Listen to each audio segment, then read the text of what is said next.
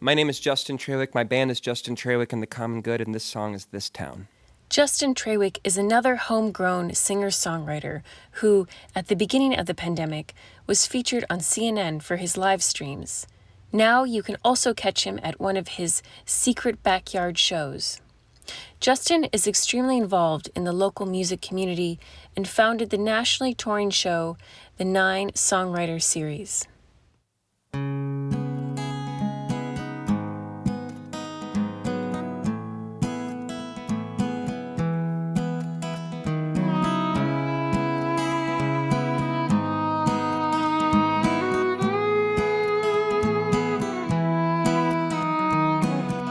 Barbie was a beauty school dropout, never had a real career. She was a tightrope walker for a cool hot minute, then a small gas station cashier. She was alone, she was alone, she was alone, but I never really got her down. She spent her days daydreaming about the things she would do when she finally made it out of this town.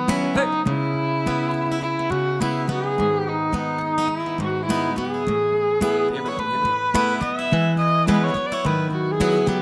Jerry moved home to a house he hadn't been in over 15 years. He moved out at 18 to see what he'd see, take the world on without any fear. See, when he moved home, because it didn't really go as he planned, he turned into a shut-in and never amount to nothing in this town, trying to begin.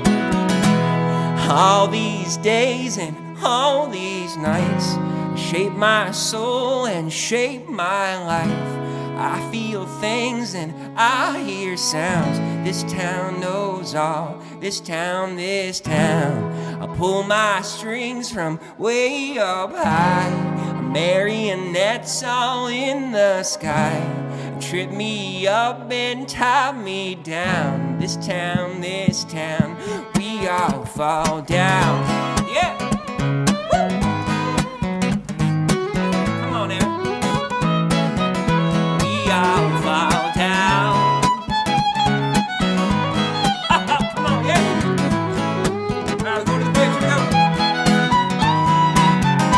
The sun is setting on the simple things they told you. The town is fleeting and it's dissolving all around you. You want to believe that you're the captain of your own mind, but you live on a pirate ship and it's being taken over all the time. The sun is setting on the simple things they told you. Your time is fleeting and it's dissolving all around you. You want to believe that you're the captain of your own mind, but you live on a pirate ship and it's being taken over all the time. 1, 2, 3, woo! Hey! Yeah. Woo! Come on! Yeah. And halfway there, make it count, come on! Hey! Woo! One more time, come on, let me hear it.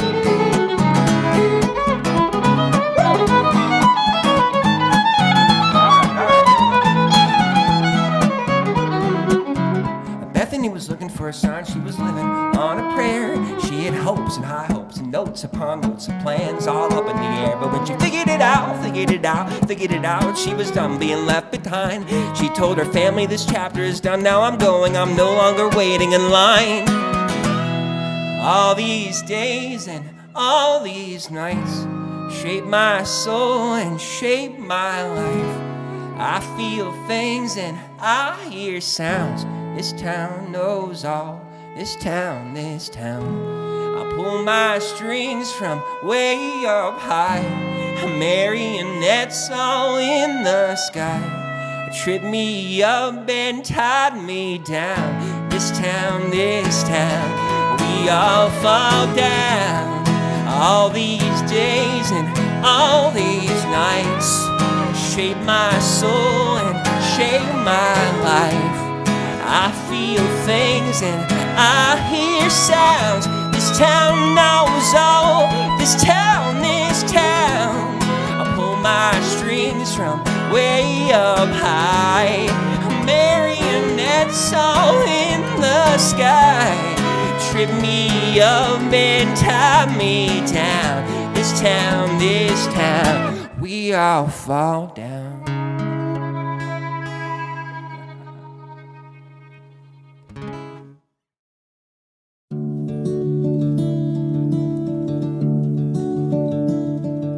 I think it's great being a singer-songwriter in the Washington, D.C. area. I'm actually from here. This whole area is my home. I grew up traveling around Washington, D.C., Maryland, Virginia. My mother's from Maryland. My father's from Virginia. So I have an equal footing in the entire region. There's so many music venues, so many music listeners. There's such a thriving local scene here, and then there's opportunities to open for national acts as they come through. 930 Club, Kennedy Center, IOTA is closed a couple of years ago, but it was where we got started. I love being here. I travel. I go to New York and to Philly and across the country to California and play in LA all the time, but I always love coming back to DC because these are my roots and there's such an amazing community here. I'm from Leesburg, Virginia. I grew up in the country between Leesburg and Purcellville, Virginia, in a house from the before the Civil War, and it was just me. It was my parents and me. I was an only child, like playing in the woods. We had an entire abandoned town in our woods, actually, with like a blacksmith shop that had fallen over. There was an outhouse. There was a post office. There was an entire car with large trees growing up around it from the 1950s. And when I was 13, I was bored enough at home that I was exploring a closet and I found a guitar that my father had when he was in college. And that was the first time I ever, was considered writing songs. And I've been writing songs since I was 13. I'm not a terribly prolific songwriter. I write them as kind of the need, arises. I write them when I get inspired, when a breakup happens, or when something amazing happens, or when something not so amazing happens. And but I've written consistently since I was 13, and I'm 39 now. So I have a wide array of songs about my life or about people that I've met throughout my life. This area that I live in has been such a rich area for me as a songwriter, filled with experience and history. I love living here. I would never imagine really living somewhere else unless there was a really necessary need to do so. This is home. Growing up, I went to elementary school, middle school, high school, of course. I went to college. I got a degree in college in communication studies, minor in photography. I even had some day jobs after school, and my last day job was working for Sound Exchange, which is an organization that collected royalties for bands and musicians played on satellite and internet radio like AOL or XM. That throughout the entire time, from high school to college to all the jobs I had in post-college, I always wanted to be an artist. I was always an artist at the same time. Working at Sound Exchange, I would work 10 to 6, get off work, drive to Philadelphia, play a gig, come home, be home at 2, 3 o'clock in the morning, and be back at work at 10 the next day. But I always dreamed about being a musician, a full-time artist. I had always looked up to all these artists that I knew, that I really paid attention to, from local artists all the way to the big nationally touring acts. And that appealed to me so much. And as a full-time artist now since 2008, you write songs during the day, you work on your merch, you work on your booking, and then at night you actually do what you are meant to do, which is go on stage. And you go on stage and you tell stories via song to the people that are there. And it doesn't matter if there's 3 people or 300 people or 3,000 people. People have shown up to hear what you have to say. And as an artist, I love making connections with those people. I love moving people if I can. I have a song called All the Places That I've Been, which is a song about my grandmother, inspired by my grandmother. And so many people, when I've ever played that song, have come up to me and be like, "Don't look now, but my husband is still crying from that song."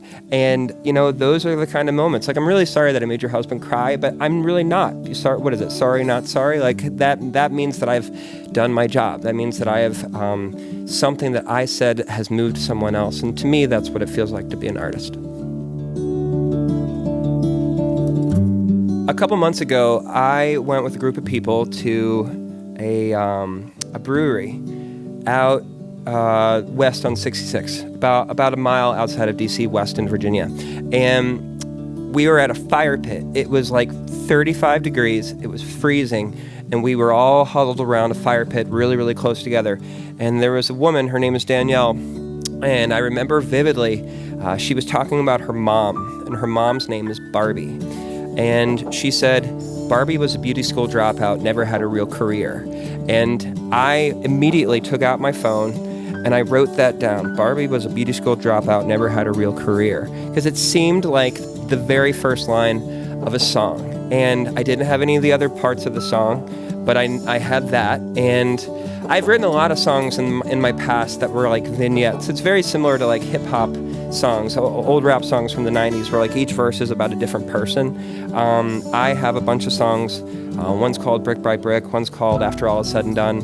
And then of course, This Town, This Song. Each verse is about a different person, but they're all I think, I'm not sure, they're all either in the same town or they're in their own towns. And somehow their town is swallowing them up for different reasons. But again, that was inspired by that one woman hanging out with me. It was 35 degrees and we were all freezing to death. And she was talking about her mom. Barbie was a beauty school dropout, never had a real career. It's actually one of the first songs that particular way of writing a song for me happened, and I really like it. Being an artist during the pandemic was a weird time. It's I think that is the most truthful way of putting it. You know, and normally in my life, I go out and I see people 3 to 5 to 7 nights a week, you know, at a music venue or at a coffee shop or at a bar, at a summer concert series outdoors. To go from seeing tens to hundreds of people a week to seeing, you know, you and maybe one other person, you know, for 8-9 months straight really was a huge change for a person who thrives off seeing other people. I also found it to be a weird time in terms of, you know, creativity. I played a lot. I created like, you know, a whole series of YouTube videos and Zoom concerts and Facebook Live shows, and we got a fair amount of press with them. CNN came over to my apartment on March the 15th, and we ended up on Al Jazeera and Reuters and the Washington Post.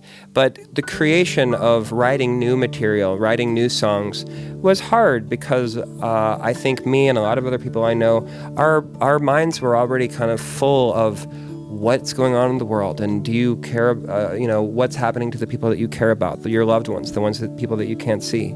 I wrote a handful of songs during the coronavirus. I wrote a song called Back of the Line. I wrote this song, This Town, and I'm very proud of them. I'm very happy that I did, but I think about it in regards to writing songs during this time, like, how did I even write this song during this time, you know, and but I'm thankful for it, and I'm really thankful that we're getting through it.